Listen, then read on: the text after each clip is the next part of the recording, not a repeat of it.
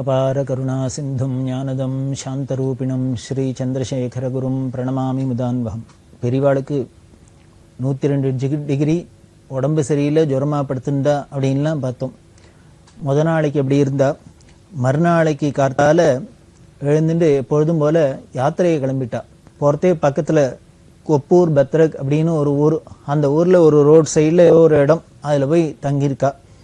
அப்படி இருக்கிறதே ஒருத்தர் தரிசனத்துக்கு வந்தார். யாரோ பல பேர் தரிசனத்துக்கு வராளே, அதில் தரிசனத்துக்கு வந்தவர் என்ன பண்ணார், பெரியவாள்கிட்ட திடீர்னு ஒரு கேள்வி கேட்டார். உங்களுக்கு தோடகாஷ்டம் தெரியுமா அப்படின்னு கேட்டார். தோடகாஷ்டம் கொத்தா அப்படின்னு கன்னடத்தில் கேட்குற. கேட்டால் பெரியவா என்ன பண்ணா, பெரியவாளுக்கு தோடகாஷ்டம் தெரியுமான்னு யாரானு கேட்பாளோ, அவருக்கு பெரியவாளை பற்றி தெரியல, அவ்வளவுதான். அவருக்கு தெரியும் போல இருக்கு, அதனால பெரியவாளுக்கு தெரியுமா அப்படின்னு கேட்டார். பெரியவா என்ன பண்ணினா தெரியாதுன்னு தலையாட்டினா. அதாவது தலையாட்டினா தெரியாதுங்கிறாப்புல. ஓ, தெரியாதுன்னு தலையாட்டினோன்னு அவர் உடனே சொல்லட்டுமான்னு கேட்டார். சொல்லு அப்படின்னா அவர் உடனே விதிதா கில சாஸ்திர சுதா ஜலதே அப்படின்னு ஆரம்பித்து தோடகாஷ்டம் சொல்கிறார். பிரமாதமாக சொன்னால் பெரியவாளும் அப்படியே உருகி அதை கேட்டுண்டு பவசங்கர தேசிகமே சரணம் பவசங்கர தேசிகமே சரணம்னு ஒவ்வொரு அடிக்கும் தண்டவந்திரம் பண்ணிட்டு ஆனந்தமாக இருந்தா. இது எதுக்கு அப்படி பண்ணினா அப்படின்னா வேற ஒன்றும் இல்லை, பெரியவாளுக்கு தெரியாதா, வந்தவருக்கு தோடகாஷ்டம் தெரியும் போல இருக்கு, அது பெரியவாள்கிட்ட சொல்லி காமிக்க போறார். அதனால நமக்கு தெரியும்னு சொல்லிவிட்டா அவர் எங்கே சொல்லாத விட்டுருவரோ அப்படின்னு பெரியவாளுக்கு யோஜனை போல இருக்கு, அதனால தெரியாதுன்னு தலையாட்டி இருக்கா. இவர் சொல்ற ஆனால் இந்த தோடகாஷ்டத்தை மட்டும் கேட்கறதுல பெரியவாளுக்கு ஒரு ஆனந்தம் இருக்கு. அந்த குரு பக்தினா என்னன்னு அப்போ தெரிஞ்சுக்கலாம். இப்படி பெரியவா வந்துன்னு இருக்கிறதே குல்பர்காவுக்கு வரப்போறா. குல்பர்கா அப்படிங்கிறது கர்நாடகத்தில் ஒரு பெரிய ஊர். அந்த குல்பர்கால சதாசிவ கீலே மகாராஜ் அப்படின்னு ஒரு பக்தர், சதாசிவராவ் அப்படின்னு அவரோட பேர். ஒரு உத்தியோகத்தில், அரசாங்க உத்தியோகத்தில் இருந்தார். பெரிய ஜபதமெல்லாம் பண்ணி ஒரு பெரிய தபஸ்வி. அவருக்கு கீலே மகாராஜ் அப்படின்னு குல்பர்கா அந்த பிரதேசங்களில் அவருக்கு ஒரு பெரிய சிஷ்ய கூட்டமே இருக்குது. அவளுக்கு சொந்தமான ஒரு கோவில் இருக்குது, பவானி சங்கர் கோவில் அப்படின்னு ஒரு கோவில் குல்பர்கால ஊரில் நடுப்புற இருக்குது. அவள் வீடு வைத்தாப்பில் அங்கே சிவன் கோவில். அவர் பண்டரிபுரத்தில் பெரியவா இருக்கிறதுலேருந்து வந்து தரிசனம் பண்ணிட்டு பெரியவாளை குல்பர்கா வரணும் அழைச்சுட்டே இருக்கார். அதுக்காகவே குல்பர்காவுக்கு வரா. இந்த குல்பர்காவுக்கு வரத்துக்கு முக்கியமாக காரணமாக இருந்தவர் சதாசிவராவ் அப்படிங்கிற ஒரு பக்தர். கீலே மகாராஜ் அப்படின்னு அவரை ரொம்ப பிரசித்தமாக அங்கே எல்லாரும் கொண்டாடுவா. அவருக்கு நிறைய சிஷ்யாள் உண்டு. ஒரு உத்தியோகத்தில் இருந்தார். உத்தியோகத்தில் இருந்தாலும் ஆன்மீகத்தில் ரொம்ப ஒரு எழுச்சி ஏற்பட்டு அவருக்கு பல சிஷ்யாலாம் இருக்கா. அப்படி இருக்கிறவர் இந்த சதாசிவ கீலே மகாராஜ் தான் பெரியவாளை பண்டரிபுரில் இருக்கிறதே வந்து பிரார்த்தனை பண்ணிட்டார். காரணம், இந்த குல்பர்காவுக்கு பக்கத்தில் காளிகை அப்படின்னு ஒரு ஊர். இந்த காளிகையில் ஒரு ரொம்ப பிராச்சீனமான ஒரு பழைய சிவங்கோவில். அந்த சிவங்கோவிலில் ஒரு ஏதோ சில அசம்பாவிதங்கள்லாம் நடந்தது, கொலை கொள்ளை முதலான அசம்பாவிதம்லாம் நடந்தது. அதுக்கப்புறம் அந்த கோவிலுக்கு யாருமே போகிறதில்லை. அங்கே போகாதே அது பாழடைஞ்சு போயிடுத்து. அது இந்த சதாசிவராவ் பார்த்துட்டு அவருக்கு ரொம்ப மனசு தாபமாக இருந்து, இவ்வளோ பிராச்சீனமான கோவில் வழிபாடு இல்லாத இருக்கே அப்படிங்கிறதுனால அதை திருப்பி ரெனோவேட் பண்ணி அதில் ஜனங்கள்லாம் பழையபடி வந்து தரிசனம்லாம் பண்ணணும், பூஜை வழிபாடெலாம் நடக்கணும் அப்படின்னு ஆசைப்பட்டார். ஆனால் ஜனங்கள்லாம் இது மாதிரி அசம்பாவிதம் நடந்ததுனால என்னமோ அங்கே போகிறதுக்கே ஒரு தயக்கம், பயம், ஒத்தரும் போகாத இருந்தா. இவர் அதுக்கு பிரச்சனைலாம் பார்த்தார்.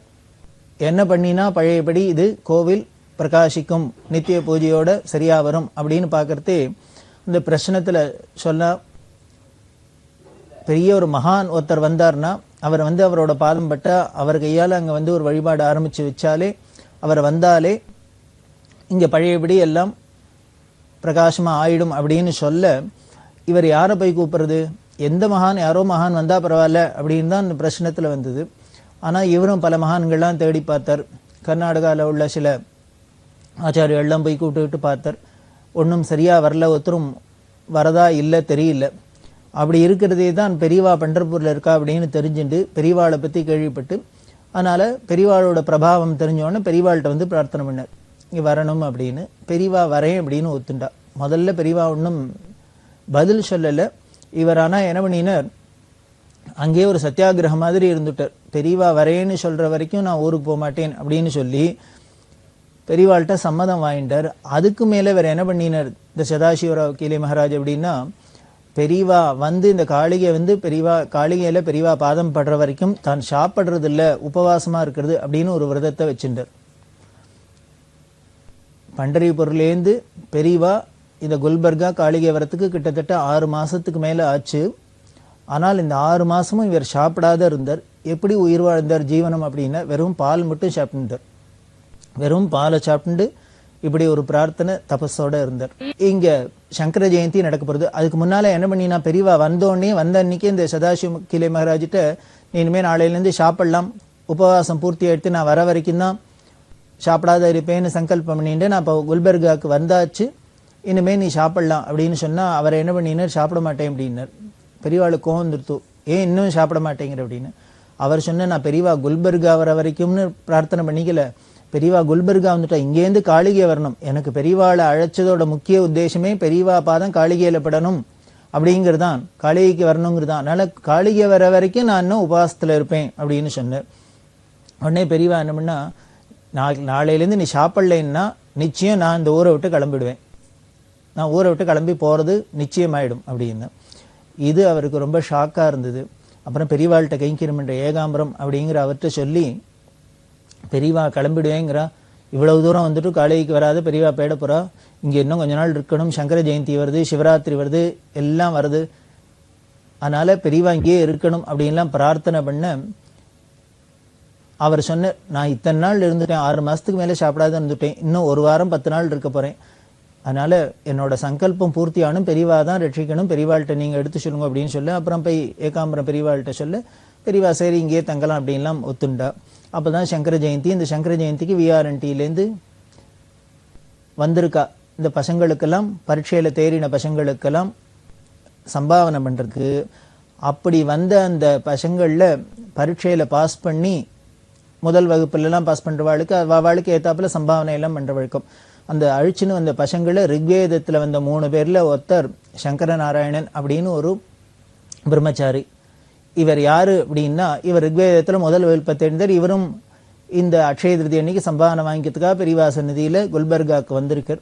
இந்த சங்கர நாராயணன் யார் அப்படின்னா வேற யாரும் இல்லை, பின்னால் அதோ கொஞ்ச நாள்லேயே வரப்போகிறார். காஞ்சி காமகோடி பீடத்தோட 70வது பீடாதிபதிகளாக நியமனம் ஆக போகிற, இன்று நாம் பாலபெரிவா அப்படின்னு சொல்கிற அவள் தான் இந்த சங்கர் நாராயணன். அவள் பூர்வாசிரமத்தில் இருக்கிறதே வேத பரீட்சையில் முதல் விப்ளை தெரிஞ்சோன்னு சம்பாவனை வாங்கிறதுக்காக இந்த குல்பர்காவில் வந்து பெரியவாள்கிட்ட வந்தா. இவாளுக்கெல்லாம் சம்பாவனை பண்ண போகிறதே பெரியவா அண்ணாதுரை எங்கிட்ட கேட்டா, எப்படி இவாளுக்கெல்லாம் சம்பாவனை பண்ண போகிற அப்படின்னா. அவளுக்கு எப்படி எந்தெந்த வகுப்பில் தேறிக்காளோ அதுக்கு ஏற்றாப்புல பணம் கொடுக்க போகிறது, செக்காக தான் கொடுக்க போகிறது அப்படின்னு. உடனே பெரியவா சொன்னால், செக்காக கொடுக்கக்கூடாது, அதுக்காக தான் கேட்டேன், செக்காக கொடுக்கக்கூடாது, நீ என்ன பண்ணும், அந்த குழந்தைகளுக்கெல்லாம் உட்காத்தி வச்சு நீ எவ்வளோ ரூபா சம்பாவனைன்னு தீர்மானம் பண்ணியிருக்கோ அதை காயினா மாற்றி அவள் மடியில் அப்படியே கொட்டணும் அப்படின்னும். அதாவது கொட்டுறா அப்படிங்கிற, காசாக கொட்டுறது பணமாக கொட்டுறது அப்படின்லாம் நம்ம வாயால் தானே சொல்லிட்டு இருக்கோம் சும்மா. ஆனால் பெரியவா என்ன பண்ணுறா, லிட்ரலி அப்படியே கொட்டணுமா, மடியில் சம்பாவனையே அப்படியே அனகாபிஷேகம் பண்ணுறாப்புல கொட்டணும் அப்படிங்கிற. அப்படின்னா இதை எதை காமிக்கிறது அப்படின்னா, அந்த வேதம் படித்த குழந்தைகள்கிட்ட அவள்கிட்ட என்ன ஒரு பிரியம், அந்த வேதத்தையும் வேதம் படித்த குழந்தைகள்ட்டையும் பெரியவாளுக்கு பிரியம், அவளுக்கு எப்படி இல்லாமல் பண்ணி பார்க்கணும்னு பெரியவா ஆசைப்பட்டா அப்படிங்கிறது இதுலேயும் தெரியுது. இப்போ திடீர்னு சொல்கிறா, சொல்கிறதே அன்னைக்கு சனிக்கிழமை, மறுநாளைக்கோ இந்த சம்பாவனை பண்ணி ஆகணும். எங்கே போகிறது, எல்லா குழந்தைகளுக்கும் இனிமேல் காயினாக கொடுக்கணும் அப்படின்னா அத்தனை காயினுக்கு எங்கேருந்து போகிறது, என்ன பண்ணுறதுன்னு தெரில. உடனே அண்ணாதுரையங்கார் பெரியவாள்கிட்ட கேங்க ஏகாம்பரம் அப்படின்னு அவர்கிட்ட சொன்னார். பெரியவா இது மாதிரி உத்தரவாயிடுத்து, என்ன பண்ணுறதுன்னு தெரில, இதோ ஊரோ நமக்கு புதுசு, என்ன பண்ணலாம் அப்படின்னு சொல்கிறது. அந்த ஊரில் மனோகர் ராவ் அப்படின்னு ஒரு பக்தர், அவர் அடிக்கடி வந்து பெரியவா தரிசனத்துக்கு வந்து எல்லாம் பண்ணக்கூடியவர். அவர்கிட்ட ஏகாம்பரம் சொன்னார், இது மாதிரி பெரியவா காயினாக கொடுக்கணும்னு ஆசைப்படுறா, காயினுக்கு எங்கே போகிறதுன்னு தெரியல அப்படின்னா. அவர் சொன்னார், ஏன்னா இவ செக்கு தான் எடுத்துன்னு வந்திருக்கா, என்கேஷும் பண்ணிக்கல, பணமாகவும் கொண்டு வரல.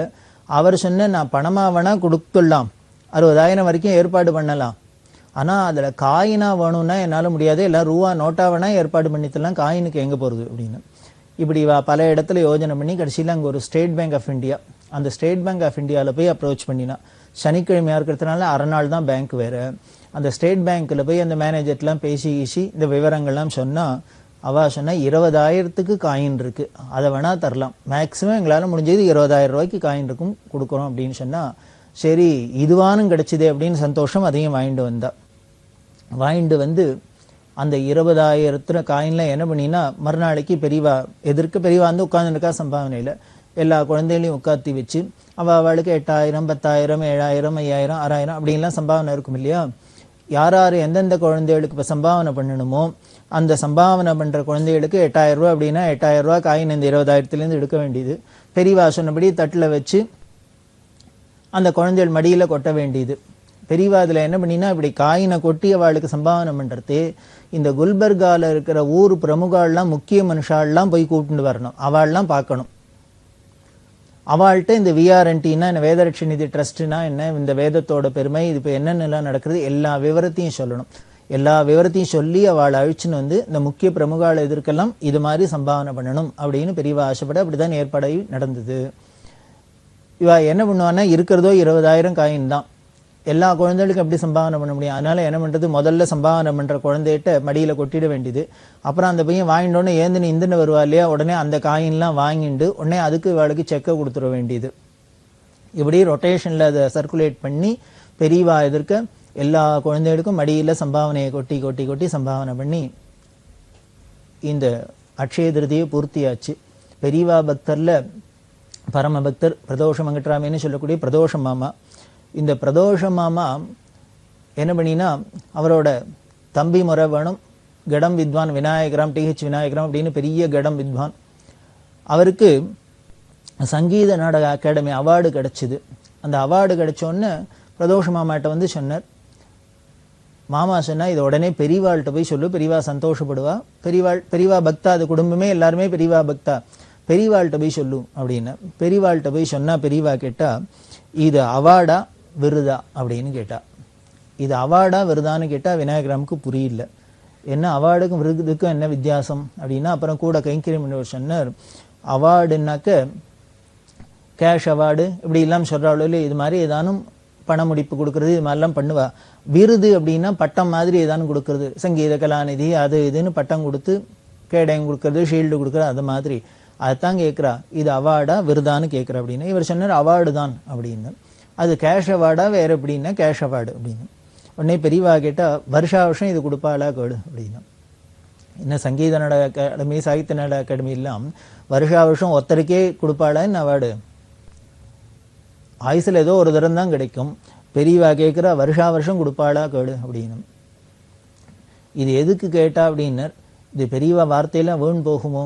விநாயகராம் சொல்லுவார், இப்படி பெரியவா அன்னைக்கு கேட்டது தான் வருஷா வருஷம் கொடுப்பாளா கிடைக்குமான்னு கேளு அப்படின்னா இன்னி வரைக்கும் என்ன ஆயிடுத்துனர், ஒவ்வொரு இடத்துலேருந்து வருஷா வருஷம் ஏதான அவார்டு வந்துட்டே இருக்கு. ஆச்சரியம் என்ன அப்படின்னா, கடம் அப்படிங்கிறது இந்த சங்கீதத்துல பக்கவாத்தியம் உபபக்கவாத்தியம் அப்படின்பா. பக்கவாத்தியம் அப்படின்னா வயலின் மிருதங்கம் இது மாதிரி இருக்கிறது பக்கவாத்தியம். அதுக்கப்புறம் கடம் கஞ்சிரா மோர்சிங் அப்படிங்கெல்லாம் உபபக்கவாத்தியம் அப்படின்பா. இது பக்கவாத்தியம் கூட இல்லை, உபபக்கவாத்தியம். ஆனால் அப்படி ஒரு உபபக்கவாத்தியத்துக்கு இப்படி கிராம அவார்டு, இனிமேல் இது மாதிரி சாகித்ய நாடக அகாடமி அவார்டு, இந்த அவார்டு இந்த அவார்டு அப்படின்னு உலகம் முழுக்களும் உள்ள பல அவார்டும் வந்து குமியிறது அப்படின்னா, அநேகமாக இப்படி எல்லாம் ஒரு உபபக்கவாத்திய வித்வான் இவ்வளவு அவார்டு வாங்கினது நயமா விநாயகராமத்தரா தான் இருப்பார் அப்படின்னு சொல்லிடலாம் போல இருக்கு. அது காரணம் என்னென்ன, பெரியவாளோட பரிபூர்ண அனுகிரகம், இவரோட அந்த பக்தி, அதைத்தான் சொல்லணும். அதுதான் விநாயகராம் சொல்லு. பெரியவா அன்னைக்கு கேட்டா வருஷா வருஷம் வருமா அப்படின்னா அந்த வாக்கு பொய்யாகல, வருஷா வருஷம் ஏதோ ஒரு அவார்டு வந்துட்டே தான் இருக்கு இன்னி வரைக்கும். எவ்வளவு கொடுப்பான்னு கேளு, அவார்டுனா கேஷ்னா எவ்வளவு வரும்னு கேளு அப்படின்னு. இவர் 15,000 ரூபா அப்படின்னு. அப்போ அந்த காலத்துல 15,000 எல்லாரும் கொடுத்துருந்தா, பெரியவா அவ்வளவுதானா அப்படின்னா, அவ்வளவுதானா நம்ம என்ன பண்ண முடியும், அந்த அவார்டுக்கு 15,000ன்னு நம்ம தீர்மானம் பண்ணியிருக்கா. ஆனா இது கேட்டதோட பலன் என்ன தெரிஞ்சுது அப்படின்னா, பின்னால போய் அந்த அவார்டு வாங்கறதே அந்த நிகழ்ச்சி நடந்துட்டு இருக்கு, அதில் அனௌன்ஸ் பண்றா, இன்னாரெல்லாம் செலக்ட் பண்ணியிருக்கா, இவாளுக்கெல்லாம் அவார்டு கிடைக்க போறது அப்படின்னு. அந்த அவார்டு அனௌன்ஸ் பண்றதே ஒரு சர்ப்ரைஸா இன்னொரு விஷயம் அவ அனௌன்ஸ் பண்ணா. என்னன்னா, இந்த நாள் வரைக்கும் 15,000 தான் கொடுத்துருந்தது, இந்த வருஷத்திலேருந்து 25,000 இதை பண்ணியிருக்கு, 25,000 அவார்டு அப்படின்னு. இப்போ 15,000 அவார்டுங்கிறது இப்போ விநாயகராமுக்கு கொடுக்க ஆரம்பிச்சதுலேருந்து என்ன ஆயிடுத்துன்னு 25,000 அது இன்க்ரீஸ் ஆயிடுத்து. இதைத்தான் கேட்டிருக்கா போல இருக்கு. அவ்வளவுதானான்னு பெரியவா, அப்படி பெரியவா வாக்கு முகூர்த்தம் போல இருக்கு. 15,000 25,000 எடுத்து இவாளுக்கு ஒரே அங்கே போனப்புறம் தான் தெரியும். இவா 15,000 தான் நினச்சிட்டு பண்ணால் அங்கே போனால் 25,000 வருது.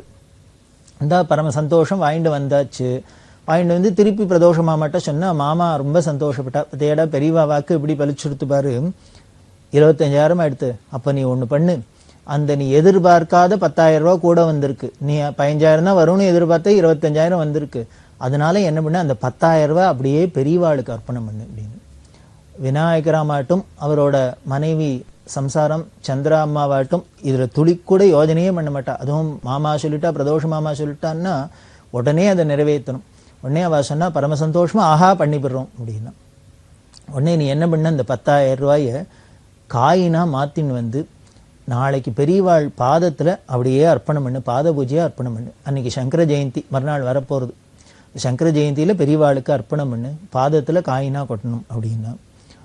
இவா 10,000 ரூபா கொடுக்கறத சந்தோஷமாக ஏற்றுண்டாச்சு. ஆனால் மறுநாளைக்கு, அதுவும் நாளைக்கே டைம் கூட கிடையாது, நாளைக்கே பண்ணணுங்கிறா. நாளைக்கு நல்ல நாளாக இருக்கிறது நாளைக்கே பண்ணணுங்கிறா. அதுவும் 10,000 இப்போ கையில் பணம் கிடையாது. இது வந்ததோ செக்காக இருக்குது. இந்த செக்கை பேங்க்கில் போட்டு என்கேஷ் ஆகி வரத்துக்கு எப்படியும் 4 நாளானு ஆகும். சரி, பணத்தையானு யார்ட்டையானு கடன் வாங்கினுடலாம் அப்படின்னா கூட கடன் கொடுக்குறா, நோட்டாக தான் கொடுப்பா, காயினா கொடுக்க முடியுமோ? இப்படி கண்டிஷன் போடுறா மாமா. இந்த 10,000 நாளைக்கே கொண்டு வா, அதையும் காயினா கொண்டு வா, கொண்டு வந்து பெரியவா பாதத்தில் அர்ப்பணம் பண்ணணும் அப்படின்னு. என்ன பண்ணுறதுன்னு முழிக்கிறது. மாமாவத்துக்கு வந்துருக்கிற பக்தர் பாலாஜி அப்படின்னு, ஆடிட்டர் பாலாஜி, அவர்கிட்ட மாமா சொன்னா, நீ போய் அவர்கிட்ட பாலாஜிட்ட கேளு, அவன் இப்படியான ஏற்பாடு பண்ணி கொடுத்துரும் அப்படின்னு. உடனே டீனரில் பாலாஜிட்ட வந்து கேட்டா, இது மாதிரி நாளைக்கே காஞ்சிபுரத்துக்கு போகிறதுக்கு 10,000 ரூபா வேணும், 10,000 காயினா வேணும், நீ தான் ஏற்பாடு பண்ணி தரணும். பாலாஜி சொன்னார், மாமா நம்ம யார்ட்டையான கைமாத்து வாங்கியானு 10,000 ரூபா வாங்கிடலாம், ஆனால் காயினுக்கு என்ன பண்ணுன்னு தெரியல அப்படின்னு சொல்லிட்டு கவலைப்பட்டு இருக்கிறதே, எப்படி காயின் தயார் பண்ணலாம்னு யோஜனை பண்ணிட்டு இருக்கிறதே இந்த பாலாஜிக்கு தெரிந்த ஒரு மார்வாடிக்காரர்.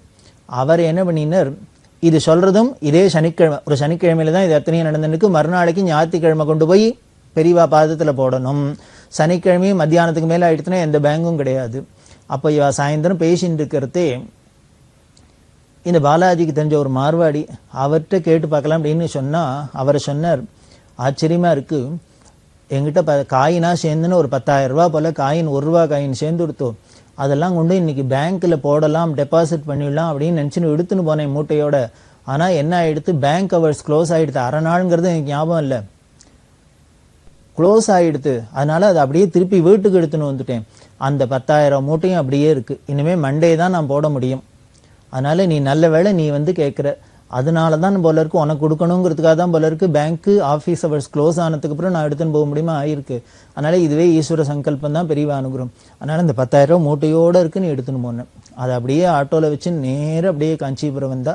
அன்னி ராத்திரியே, சனிக்கிழமை ராத்திரியே வந்தாச்சு. மறுநாளைக்கு ஞாயிற்றுக்கிழமை விடிகார்த்தால பெரியவாளோட பாதத்தில் இதை சமர்ப்பணம் பண்ணும் அப்படின்னு 10,000 ரூபா காயின் பெரியவா பாதத்தில் போட்டால் என்ன ஆகும், காலே வீங்கி போயிடும்.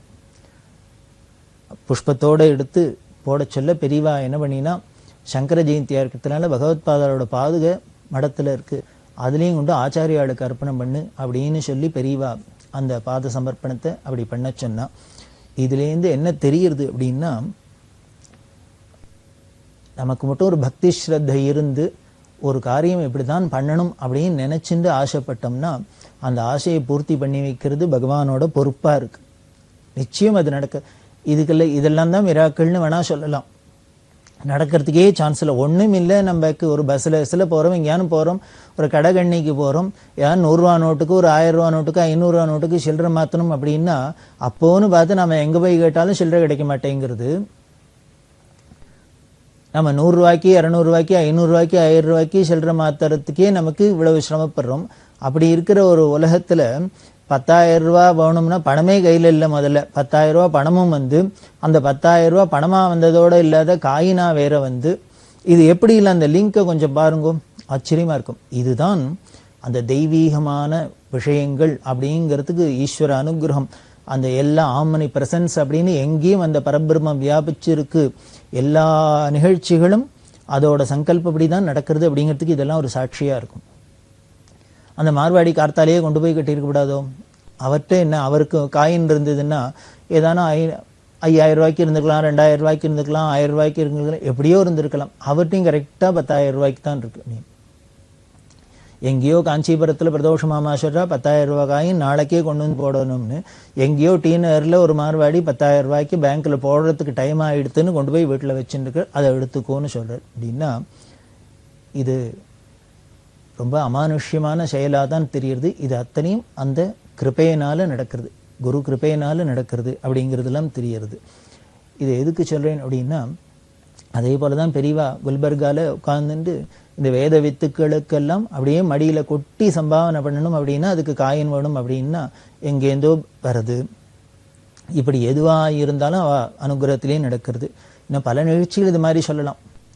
பெரியவாளுக்கு பவழ விழா அப்படின்னு சொன்னோம், பீடாரோகண பவழ விழா அப்படின்னு 75 வருஷம் ஆனத்தை கொண்டாடினேன்னு. அதை பிரதோஷமாமா எழும்பூரில் கொண்டாடினா அது ரொம்ப விமர்சையாக கொண்டாடுறதா தீர்மானம் பண்ணி ஏற்பாடாயிருந்தது. அதில் யானை இதெல்லாம் முன்னால் ஊர்வலத்தில், பெரியவாழ ஊர்வலத்தில் யானையெல்லாம் வரணும் அப்படிங்கிறதுனால ஆசைப்பட்டா.